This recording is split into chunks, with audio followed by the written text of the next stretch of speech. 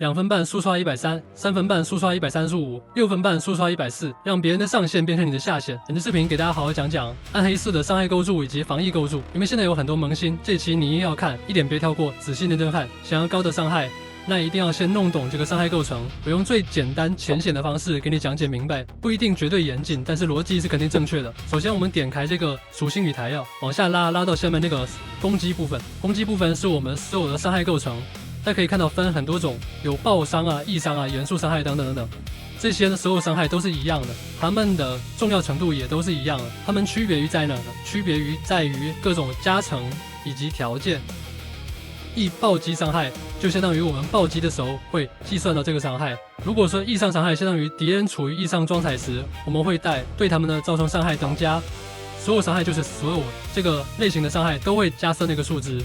然后物理伤害回来这种元素伤害呢，我们在哪看呢？要放到我们技能上面啊，右下角呢会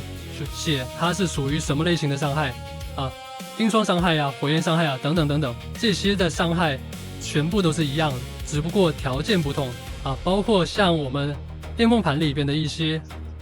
非物理伤害啊，都是对于技能形态或者是怪物状态不同条件下。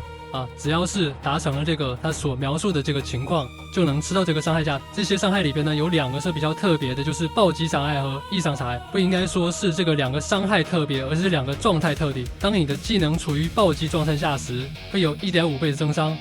当敌人处于易伤状态下时，会有 1.2 倍增伤。我稍微写出来一下，就假设你的基础伤害是500点，然后呢，算上了所有，比如说所有伤害的加成、闪电伤害加成、暴击伤害加成、易伤害加成。这些加成加一起之后是1000%然后并且呢，这个这次的伤害暴击了，并且敌人还处于易伤状态，那么你最终的数值就是900点伤。其实这个伤害的方式会更复杂一点，但是我这样缩写出来就是没毛病的，更方便你理解。现在搞懂了伤害计算，那么去堆极限伤害数值，这些伤害数值怎么去堆呢？我们就找数值答案比如说我们来到这个铁匠者，我们给回虎，大家可以看到这些数值给的加成是不太一样的，越容易触发的条件，它给的加成就越低；越不容易触发的条件，给的加成就越高。但是呢，暴击呢给的是比较相对而言最高的这个50，持续伤害是不吃暴击的所以它给的数值也比较高。易伤给的是40%，然后还有等等等等，所以说暴击是我们最好达成的，并且给的加成也是最高的，所以我们才去堆暴击伤害。之后是攻击部位的这个装备词条。装备词条上面那个暴击伤害倍增和暴击伤害是不同的东西这个暴击就是对应描述的伤害倍增，只影响对应描述的伤害。比如说我们这个暴击伤害倍增只影响我们这个面板那个暴击伤害的倍率，易伤伤害只影响我们这个面板那个易伤伤害的倍距，然后这个闪电伤害只影响我们闪电伤害的倍距。现在呢，我们就用我们对宝石做个实验宝石这个闪电伤害倍增和手套上其实是一样的。我们把这个宝石放上去闪电伤害我们现在935，戴上之后变成1000吃了3，视频里面我们多了109点左右的这个108到109的这个闪电伤害。这个闪电伤害多在哪呢？其实是我们这个392我给大家算一下这个数值，392乘以0.22。比如说我们宝石价的这个2%的闪电伤害，一共获得是86点的伤害。为什么86变成109？跟我们这个巅峰盘里边那个雕纹有不？里面这边雕纹它有这个13.4的伤害倍增，这个乘算是真乘算这个乘号。然后这个还有这个非物理伤害就是再乘86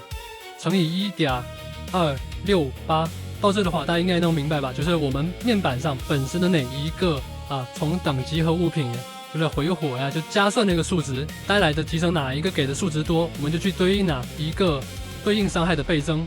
所以说暴击伤害，还有闪电伤害，还有就所有的伤害，所有伤害是包括闪电伤害所有伤害是属于物理伤害、火焰伤害、闪电伤害、冰光伤害、行政伤害、毒伤，就这种元素伤害里边的这个统称所以说我们要优先对爆杀所有伤或者闪电伤，然后其次才是易伤